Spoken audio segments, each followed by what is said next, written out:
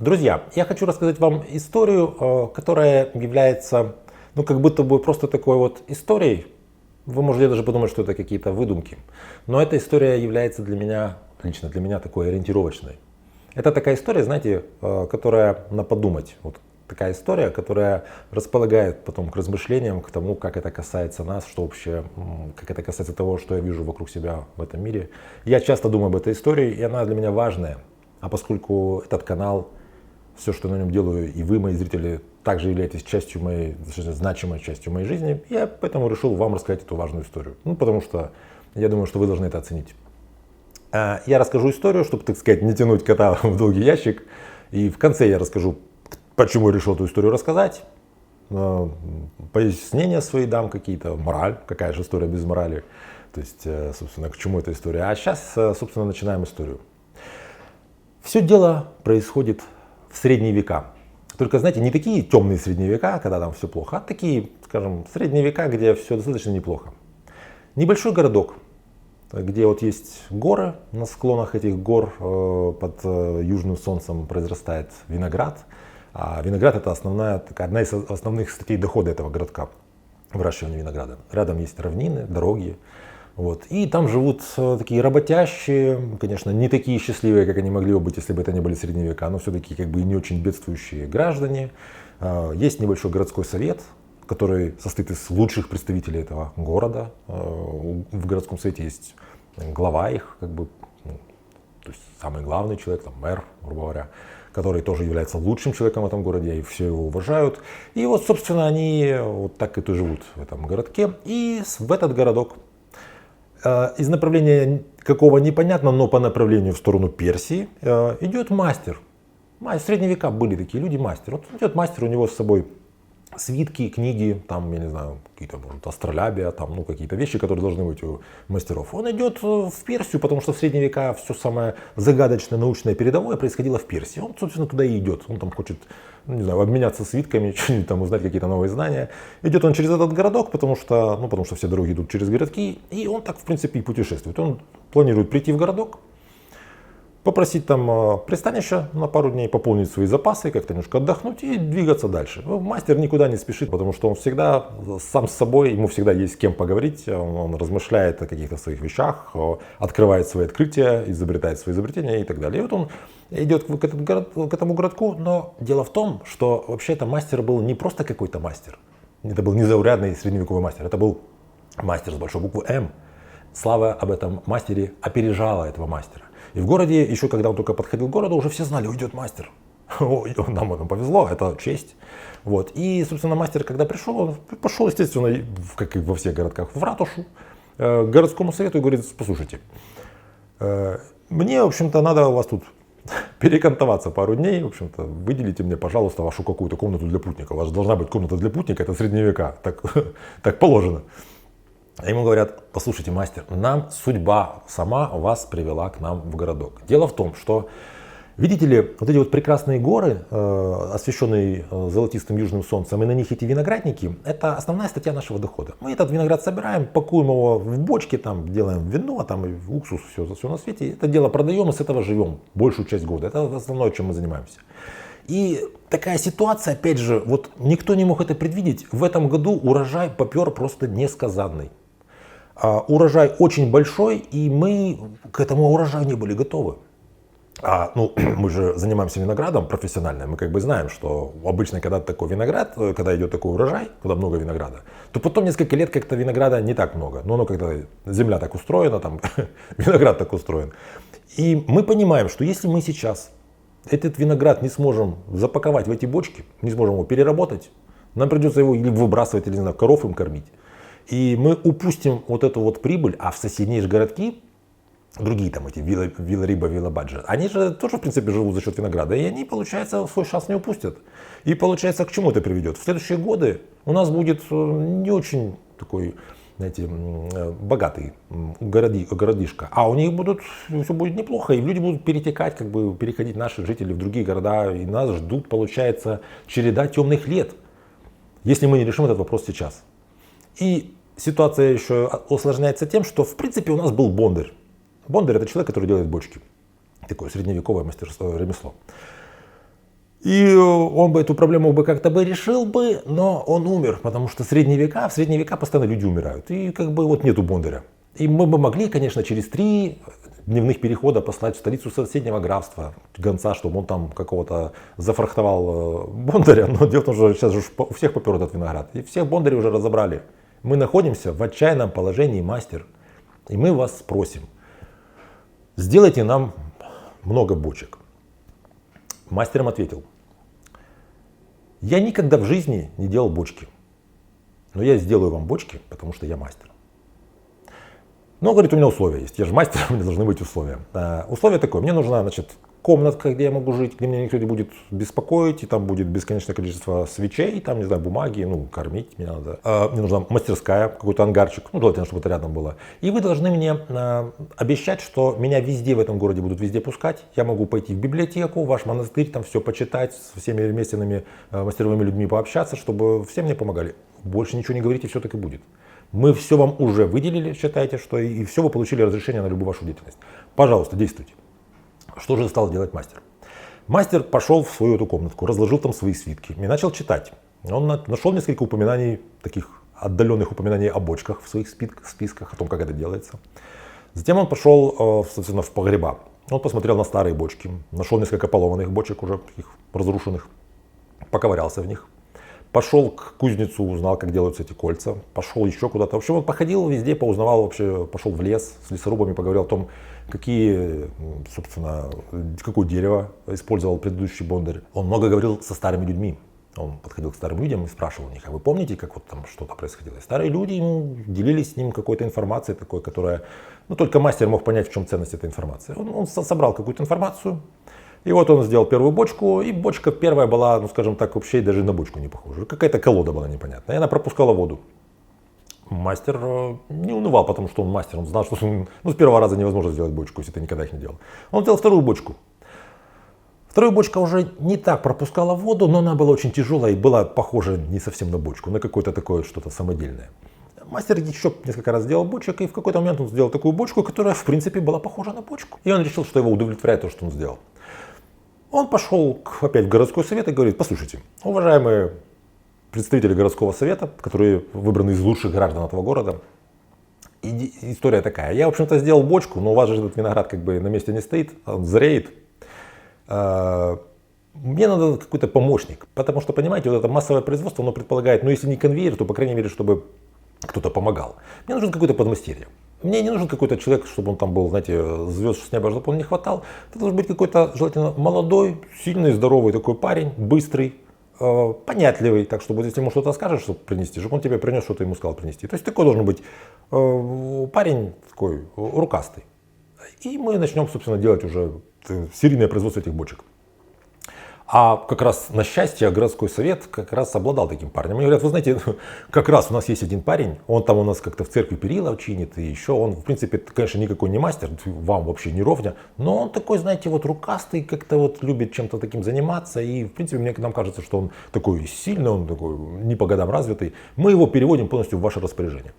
В общем, парень пришел к мастеру, естественно, поскольку слава мастера опережала мастера, то он немножко робел вначале, но потом как-то они там поладили, мастер ему говорил, что ему надо принести, парень делал, в общем, они начали клепать эти бочки, и в какой-то момент они так эти бочки клепали, пыл стоял на весь этот городишко, потому что бочки они делали очень быстро. И вот в нужный момент они бочек сделали сколько нужно, даже еще больше, как раз виноград надо было собирать, виноград весь собрали, запихали в эти бочки, праздник урожая, естественно, в этот момент где-то происходит. Весь город ликует, потому что люди понимают, они спасены. То есть они весь тот виноград, который им так повезло, так получилось, что вот много урожая, они весь его сохранили, весь его переработали. У них куча бочек, уже к ним идут эти повозки, обозы с тем, чтобы эти бочки везти куда-то продавать. Они прям чувствуют, что город их будет наполнен с деньгами, они смогут там достроить все свои вот какие-то, что там в городе планировали строить. Церковь они долго строили, какую-то такую церковь, хотели собор построить, и вот все думали, как бы ее достроить. Дороги там, я не знаю, колодцы поправить. Все они понимают, у них хватит денег на каждому, плюс еще на общие нужды. И вот все так прекрасно, все замечательно. Там этот праздник, просто все чествуют мастера как просто героя, человека, который спас их город.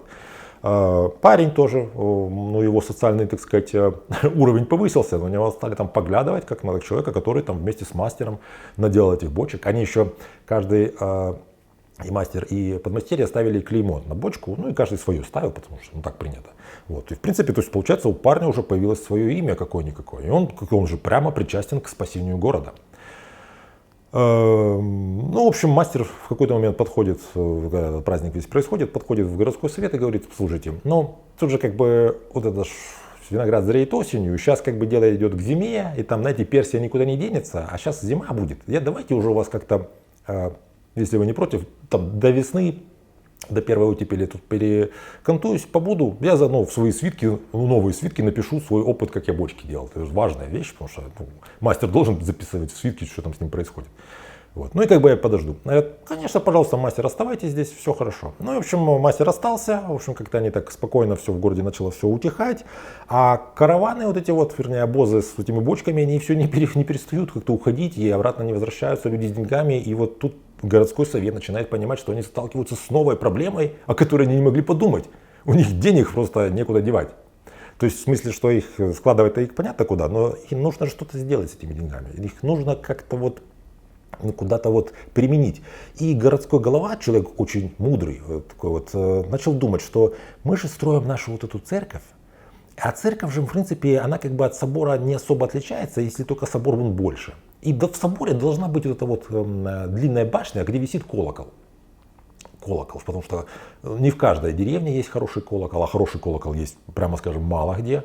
И вот нам бы туда, если вот мы можем за те деньги, которые у нас есть, вот у нас строители строят эту, долгостроят, долго мы уже строим эту церковь, мы дополнительных строителей наймем, они быстрее начнут это строить, но вот нам бы колокол.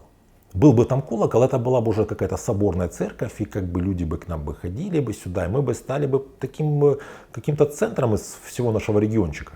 Это было бы хорошо для нашей там, экономики, культуры и вообще для нашего города. Я же глава нашего городского совета, я должен развивать наш город, тут я и хочу его развивать. И, в общем, послали они за мастером, мастер приходит, ему говорят: послушайте, мастер, такая ситуация, значит, мы же строим церковь, и благодаря вам, в том числе, у нас сейчас есть возможность быстрее ее достроить, и нам нужно туда повесить колокол, эту церковь. Ну, это такая важная вещь. Но дело в том, что, понимаете, средние века, люди мрут как бы вообще непредсказуемо. И последний наш этот звонарь, не звонарь, а который летящий колоколов, он, конечно, не наш, он во всей области один был, во всем нашем регионе, во всей нашей провинции.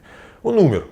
Ну, все мрут в этом средневековье такое. И делать нечего. В общем, короче, мы выстроим сейчас эту церковь. Она будет стоять вот эта немая. Длинная такая штука, тень бросать на пол села, полгородка, а с колокола там нет. И как бы непонятно, когда он появится.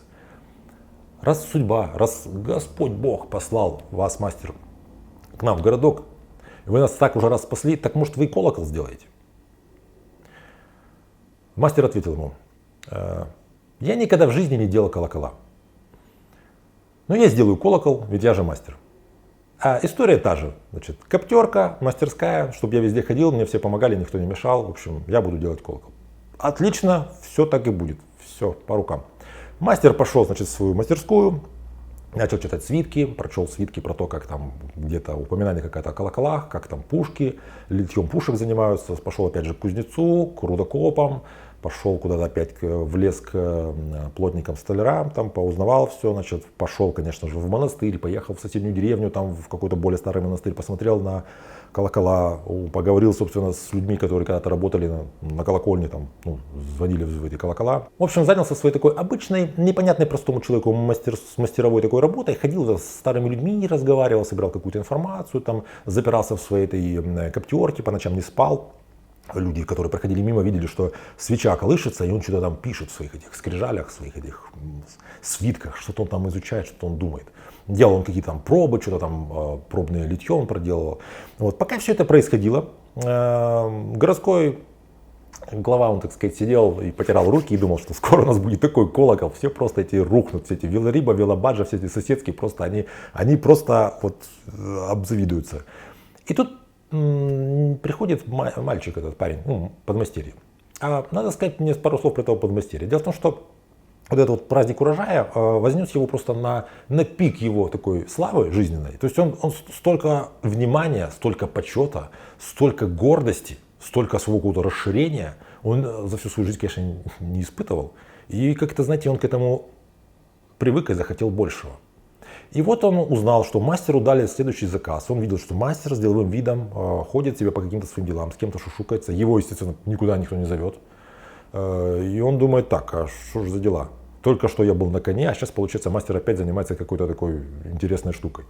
Он узнал, что мастер делает колокол, пришел, значит, в городской совет и говорит: уважаемый городской совет, что же это происходит? Вы вообще замечали, сколько бочек с моим клеймом, а сколько бочек с клеймом мастера? Вы знаете, что моих бочек уже больше. А почему? А потому что под конец, когда мы делали эти бочки, помните, когда пыль стояла столбом, так быстро мы их делали. Я же молодой, я делал их быстрее, а раз быстрее мы делали их одновременно, я их сделал больше. И я бы не хотел наговаривать на мастера, потому что слава о мастере опережает его. Но его бочки, хотя они также не пропускают вино, как и мои, они также функциональны, но они не такие изящные. Мои более легкие, мои более устойчивые, но мои бочки лучше. Глазко голова подумал, ну да, вообще-то парень правду говорит, он больше бочек сделал. И они какие-то такие, ну вроде как он их таких, бочки у него более похожи, они более одинаковые. Они какие-то все как из одного станка, что ли, вроде бы. Мастера все-таки, мастер уже старый, он рассеянный, иногда вот это вот там что-то задумывается постоянно о чем-то. Вот. И парень продолжает и говорит: подумайте дальше. Вы же ему отдадете уйму денег с нашего урожая за этот колокол. И он пойдет с этими деньгами в Персию и пропадет, мы его больше знать не будем. И он сделает этот колокол, но это будет потом висеть у нас колокол в нашем прекрасном соборе, построенном за деньги нас, граждан, которые здесь родились и жили. Колокол какого-то неизвестного человека, который где-то пропал. И давайте я сделаю вам колокол. Я же делал лучшие бочки, так я и колокол лучше сделаю. Это будет мой колокол, но это будет колокол гражданина этого городка, это будет наш такой городской колокол. И я эти деньги, которые вы мне выплатите, я никуда не буду уходить. Я построю себе дом где-нибудь в хорошем месте нашего города. Деньги останутся здесь. То есть со всех сторон так будет лучше. Городской глава был мудрым человеком. Ну, не зря его там выбрали этим городским главой. Он подумал, ну да, действительно, если так получится, что парень сам сделает колокол, и будет колокол в нашем городе, ну, как бы имени нашего города, сделанный мастером в нашем городе, и в нашем городе останется мастер, то все окружающие люди из других сел и городов будут ходить к нам, к этому мастеру. И, возможно, этот мастер когда-то станет тот же мастер, он же когда-нибудь умрет, там, он уйдет в Персию, вообще никто не будет знать, где он там делся. Телефона ж нет еще, средние века. А у нас будет свой мастер, и мы будем здесь вообще, у нас будет собор такой центральный на весь регион, и мастер здесь будет, и вообще это будет со всех сторон хорошо. И, ну, поскольку все-таки он был мудрый человек, городской голова говорит: так, послушай, мы мастеру отменять ничего не будем, пусть он делает, он ходит вот это вот там, бормочет что-то себе. Ты также получаешь этот же заказ. Когда настанет момент, мы посмотрим два ваших колокола. И когда твой колокол окажется лучше, мы скажем мастеру, что вот мы вас уважаем, потому что ваша слава опережает вас, но, к сожалению, в общем, там два колокола не надо, мы вам заплатим какие-то небольшие деньги, чтобы вы не обижались. Забирайте свой колокол, в общем, а ты получишь, собственно, основной гонорар. Ну и славу, почетного гражданина. Отлично. И парень тоже, значит, говорит: мне тоже надо маленькая коптерка, мне нужна мастерская, и тоже, чтобы я ходил там делать то, что я буду ходить делать. И вот наступает тот день, когда нужно представлять эти колокола. Тоже это какой-то там праздник, типа там День всех святителей или еще какой-то. На площади соорудили такой громадный помост. На помосте, значит, стоит два таких держака для колокола, такие, как бы, я не знаю, как деревянных таких рамы. На них, видимо, висят колокола, но колокола эти накрыты специальным таким, как бы, тканью, сукном там, или как это правильно называется, средневековой тканью, вот, чтобы их пока никто не видел. Рядом соорудили такой помостик, на этом помосте для городского совета. Они сидят торжественно, волнуются. И вот сидит мастер рядом со своим вот накрытым колоколом и молодой этот парень подмастерье. Собралось вообще все вот это вот село, весь этот город собрался, потому что они понимают, что мало того, что сейчас у них, скорее всего, будет какой-то прекраснейший колокол, таких еще и два. А здесь еще как бы такая вот как бы соревнование, а им же получается как раз, ну, они же урожай свой этот вот запихали в бочки, им заниматься до следующего там посевной как бы нечем, и как раз они все это и обсуждали. Все сплетничали, как там мастер, как там подмастерье, и вот все собрались, все, значит, внимание на этих людей, подмастерье, значит, волнуется, мастер как бы, мастер в своей паре. Вот. И, значит, городской голова говорит: ну вот, уважаемые граждане, сегодня день просто ну, такой знаковый, как раз наши строители выгнали эту достроили колокольню, в принципе, она готова принимать колокол, и вот мы хотим сейчас посмотреть на, собственно, те колокола, которые представили наши вот мастера. Поскольку мастер, который старший, который первый к нам пришел, слава об этом мастере опережает его, и мы его уважаем, он спас нас с этими бочками всеми. Мы, конечно, из уважения к нему представим ему первому представить свой колокол. Вот мастер встает, дергает за шнурочек, ткань, значит, спадает с этого колокола, и все просто затихли, потому что колокол был просто неимоверной красоты. Он был такой блестящий, что птицы, которые над горами летали, ослепли от отражающегося солнца и попадали в эти горы. Он был каких-то неимоверных, изумительных таких форм, каких-то вот корабельные, какие-то прямо скрипичные обводы. Он был, как бы вот внизу вот эти письмена на нем были, которые отражали вот эти вот традиции этого местечка. То есть мастер узнал, что должно быть написано на колоколе, чтобы было понятно, что это колокол из этого города. Там, ну типа герб там или вот эти вот все вещи. Там были долженствующие, положенные религиозные какие-то знаки и письмена на этом колоколе. Колокол был прекрасен, в нем что-то было просто неземное. То есть он был не такой, как можно себе представить, какой должен быть колокол, а лучше. Он был предвосхищая все ожидания. Вся площадь просто потеряла голос, все смотрели на этот колокол. Мастер встал со своего стула, куда он сел понаблюдать, понаслаждаться эффектом, взял колотушку длинную, размахнулся и ударил по колоколу. Религиозный экстаз разлился над площадью таким красивым, глубоким и располагающим на размышление о чем-то неземном оказался звук этого колокола.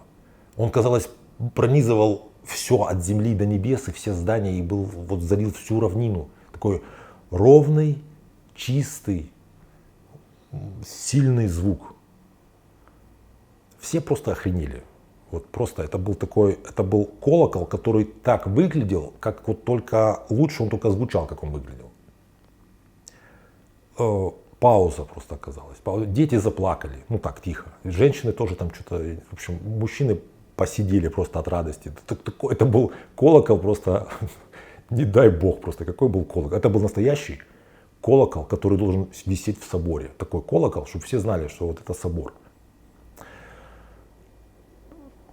Никто не хлопал, никто не шумел, все были поражены, все были приятно раздавлены этим колоколом.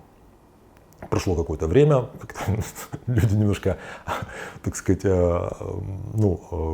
пришли в себя, и городской глава таким голосом, тихим, немножко волнующимся, думает, а если парень сейчас сделал колокол еще лучше, это же что же будет? Говорит, ну а теперь мы посмотрим на вот наш молодой, подающий надежды, наш гражданин, парень, мы надеемся, что мастер, он тоже сделал колокол. Давайте посмотрим на его колокол.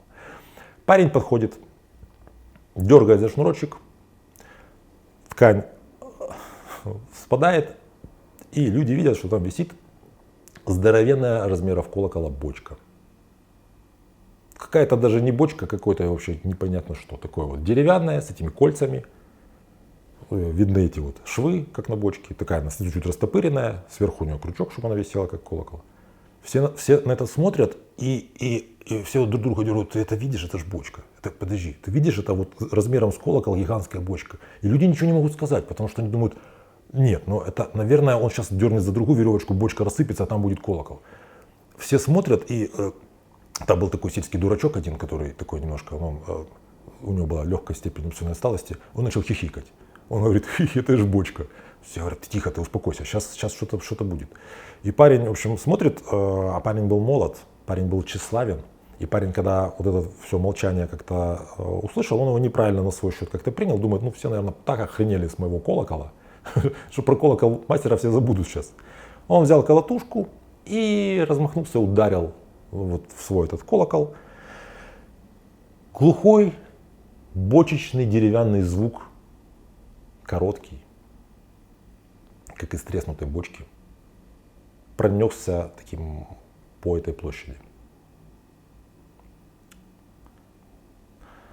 Это история о том, что вот есть люди, которые мастера. Это люди, которые, когда человек талантлив в чем-то, он талантлив потом во всем. Человек даже те вещи, которые он никогда не делал, может постараться делать, если он имеет определенную базу, определенное понимание того, что он хочет делать, чем он собирается заниматься. И, собственно, как сделать, как изучить то, что он собирается делать. А есть люди, которые являются ремесленниками. Это человек, который всю жизнь может делать одно и то же дело. И такие люди обычно очень эффективны, пока не выходят за рамки того, что мы учили их делать. Этот парень мог бы стать отличным ремесленником, если бы он стал бондарем. Если бы он сказал, что я теперь буду до конца жизни делать бочки. Мастер меня научил, потому что мастер изучил, мастер открыл эту технологию заново, он ее как бы реанимировал, он внес что-то свое, он проводил эти испытания, создал несколько неправильных бочек, потом он научился делать правильную бочку, и с парнем он научился делать их быстро, и он передал эти знания, по сути, парню. Парень мог всю жизнь делать бочки, он был бы прекрасным бондарем, но он захотел славы. И он решил, что можно вот так просто, как мастер, брать и делать все, что ты захочешь. Еще это история о том, что когда человек не понимает и не видит то, что происходит за кулисами вот этого процесса, который происходит в голове у мастера, ему кажется, что все легко. Вот так легко взять, например, я не знаю,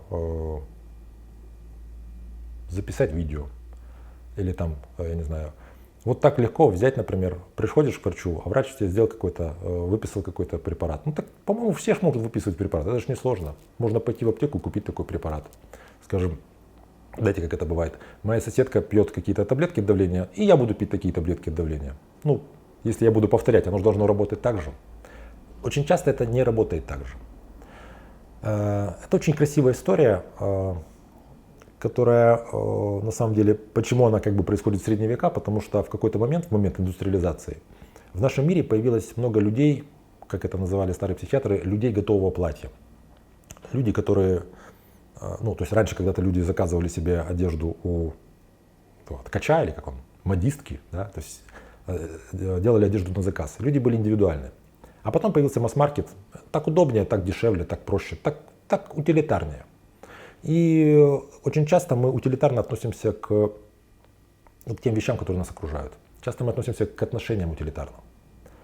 Мы знакомимся в Тиндере, очень одинаково, очень похоже. И потом поражаемся, почему человек, который напротив нас сидит, это не колокол-бочка, который не звенит, а гудит.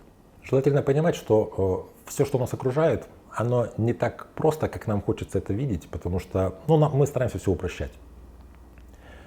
Когда нам кажется, что вокруг нас окружают нарциссы, как часто пишут мне зрительницы, то это не совсем так. Все немножко сложнее. Вы знаете, я обещал, что в конце этой истории будет какая-то мораль, я смогу подвести какой-то итог, но я думаю, что эта история, она красива именно тем, что она не имеет такого какого-то однозначного конца, и каждый человек может, продумывая эту историю, так же, как я, время от времени вспоминаю ее, сам размышлять о том, в чем именно является, собственно, мораль этой истории. Вы можете написать в комментариях, я буду вам очень благодарен, если вы, во-первых, напишите, как вам такой формат видео. Напишите, если вам кажется, что это какая-то глупость, и нечего болтать на камеру, лучше рассказывать конкретно какие-то темы. Если вам интересно, как я рассказывал, то напишите, у меня есть несколько таких историй. Вы же видите, она имеет несколько более глубокое значение, чем, собственно, то, о чем было повествование.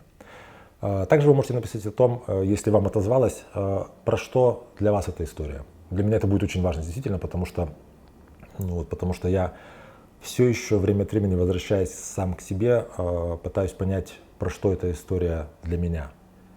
Где я в этой истории. Иногда мне кажется, что, может, я этот парень, а не мастер.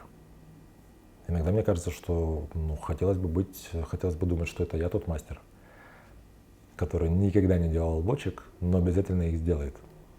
Я вам благодарен, если вы досмотрели это видео. Надеюсь, оно не было слишком нудным до конца. Пишите ваши комментарии, подписывайтесь на наш канал, берегите себя и своих близких, и до встречи в следующих выпусках.